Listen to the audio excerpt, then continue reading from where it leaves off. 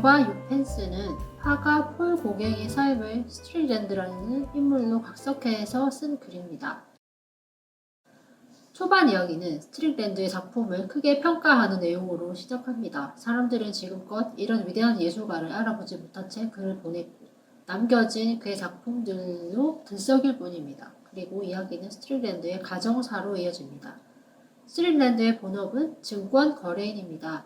아내와 2명의 자녀를 둔 매우 정상적인 평범한 가정인데요. 아내의 말로는 그는 너무나 평범해서 예술과는 거리가 멀다고 했습니다. 하지만 이야기는 그의 갑작스러운 사라짐으로 반전됩니다. 스트릭랜드의 가족은 노퍽 해안으로 여름 휴가를 갔습니다. 9월이 되자 동업자와의 교대를 위해서 스트릭랜드는 먼저 집으로 돌아왔는데요. 이후에 가족들이 집으로 돌아왔을 때 집에는 스트릭랜드의 편지만 남아 있었습니다. 프랑스로 떠날 테니 본인을 찾지 말아달라는 내용이었습니다. 작가는 스트릭랜드의 부인으로부터 남편을 찾아봐 달라는 부탁을 받습니다. 프랑스에서 만난 스트릭랜드는 아예 다른 사람이 되어 있었습니다. 17년이나 참고 살았으면 된 것 아니냐. 나는 이제 내가 하고 싶은 그림 그리기에 전념을 할 것이다 등의 말만 했고 절대 돌아가지 않겠다고 했습니다. 영국에서는 그가 여자와 도망을 가서 부유하게 지내고 있다고 했지만 실상은 그렇지 않았습니다.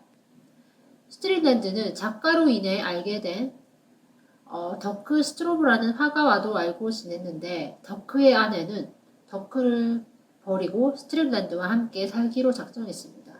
그때 스트릭랜드의 반응도 너무나 시니컬했습니다. 나한테 오라고 했나? 본인의 선택이니 난 아무 잘못이 없어 라는 느낌이 들었습니다. 예술을 하는 사람들이 일반적인 사람들과 다른 이유는 무엇일까요? 저는 그런 생각을 자주 합니다. 우리는 보편성의 기준을 두고 살아가지만 스트릭랜드는 자신의 예술을 위해 보통의 기준을 과감히 버렸습니다. 저는 엄마로서 사람을 볼 때 그 사람에게 부모가 있었는지 그 영향을 받았는지를 중요하게 여깁니다. 아이들에게도 조선의 정조와 영조의 차이를 설명해주곤 합니다.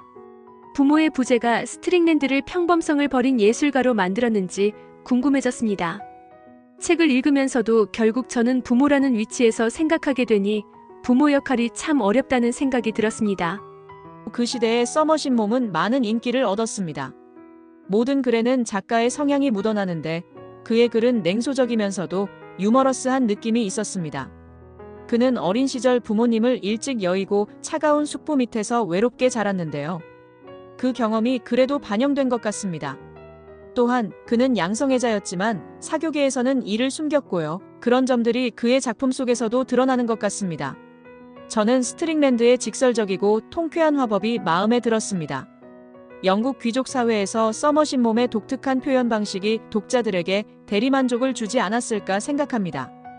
또한 스트릭랜드는 자신이 달에 있고 유펜스의 세계에 속한 사람들을 무시하는 오만한 태도를 보였다는 점도 흥미로웠습니다. 이야기의 초반부는 스트릭랜드의 작품이 위대하다는 평가로 시작됩니다. 사람들은 살아있을 때 그를 알아보지 못했지만 그의 사후에 남겨진 작품에 열광합니다. 이야기는 곧 스트릭랜드의 가정사로 이어집니다. 그의 본업은 증권 거래인이었으며 아내와 2명의 자녀를 둔 평범한 가장이었습니다. 그의 아내조차도 남편이 너무나 평범하여 예술과는 거리가 멀다고 생각했습니다. 하지만 그는 갑작스럽게 가족을 떠났고 사람들은 그가 바람이 났다는 소문을 퍼뜨렸습니다. 그러나 그는 사회적 책임이나 도덕적 기준을 신경 쓰지 않고 자신의 예술을 창조하는 삶을 선택했습니다. 그는 타히티로가 어린 현지인 여성과 함께 여생을 보냈으며 문둥병에 걸려 시력을 잃은 상황에서도 그림을 그리며 예술혼을 불태웠습니다. 사람들은 그를 비도덕적이고 자기중심적이라고 평가하지만 저는 그가 가진 예술적 열정에 대해 생각해 보았습니다. 그런 맥락에서 17년이면 충분하지 않았나? 라는 그의 말이 이해되었습니다. 17년을 열정 없이 살았다면 이제는 자신의 길을 가도 되는 것 아닌가요? 한 가지 아쉬운 점은 스트릭랜드의 부인이었습니다. 그녀는 남편의 부재로 인한 상처와 증오심을 극복하지 못했으면서도 남편이 죽고 유명해지자 아무렇지 않은 듯 그의 명성을 이용했습니다. 그녀의 삶은 여전히 유펜스 속에 머물러 있는 듯 보였습니다. 저는 스트릭랜드의 작품 속에 담긴 그의 예술혼을 가슴에 품고 살아가고 싶습니다. 첫 번째 질문. 어느 날 남편이 나는 자연의 진리를 찾기 위해 이 집을 떠나겠소. 중딩이와 잘 살아보시오라는 말을 남기고 떠난다면 어떻게 하시겠습니까? 스트링랜드처럼 자신의 꿈을 찾아 떠나는 예술가의 자유로운 영혼과 그가 저버린 사회적 책임에 대해 어떻게 생각하시나요? 가라. 그리고 돈과 집 명의를 남겨라. 갑자기 이런 상황이 닥친다면 알겠다 가라. 하지만 나의 경제적 상황이 좋지 않다면 내가 독립할 수 있도록 시간을 달라. 하지만 오늘은 안 된다. 우리의 공통점은 예술적 영혼을 인정한다는 것입니다. 두 번째 질문, 찰스 스트링랜드와 더크 스트로브는 상반된 인물입니다.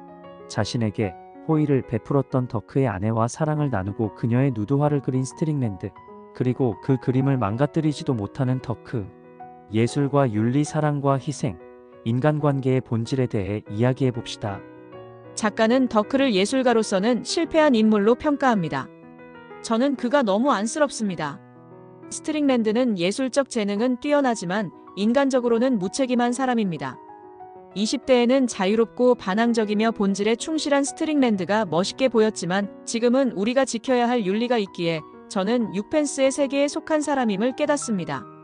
나는 20대 시절에 학교 선생님을 하며 적금을 붓는 친구들을 보며 재미없이 산다고 생각했지만 외국에서 지내고 들어오니 그들은 하루하루 충실하게 자기 삶을 성실하게 살았구나. 그것이 정말 쌓아가는 축복된 삶이었구나 생각이 듭니다. 한국 사회에서 우리 또래 여성들은 사회적 규범에서 쉽게 벗어나기 어렵습니다. 저 역시 보수적인 환경에서 자랐기에 그때는 답답했지만 돌아보면 그것이 나쁘지는 않은 것 같아요.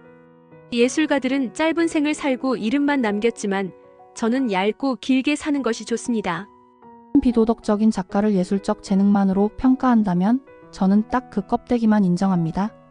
제 도덕적 기준에 맞지 않는다면 그 사람의 작품을 제 삶으로 끌어들이지는 않습니다. 도덕적, 보편적인 기준들을 버린다면 이 세상의 모든 더러운 것들도 다 주제가 될 수 있다는 건데 저는 그런 부분들에까지는 가고 싶진 않습니다. 세 번째 질문, 여러분의 달은 무엇인가요? 스트링랜드에게 달은 예술이었습니다. 여러분이 끝없이 추구하고 싶은 달은 무엇인가요? 저희 남편과 이야기를 나누었는데 남편은 사람마다 저마다의 달이 있다고 했습니다. 그것이 예술이 아니더라도 우리는 모두 자신만의 목표를 가지며 살아갑니다. 저는 저에게 달이 있는지 잘 모르겠습니다. 다만 제가 배우고 싶고 하고 싶은 것이 있다면 그것을 아이들에게 활용할 수 있도록 합니다.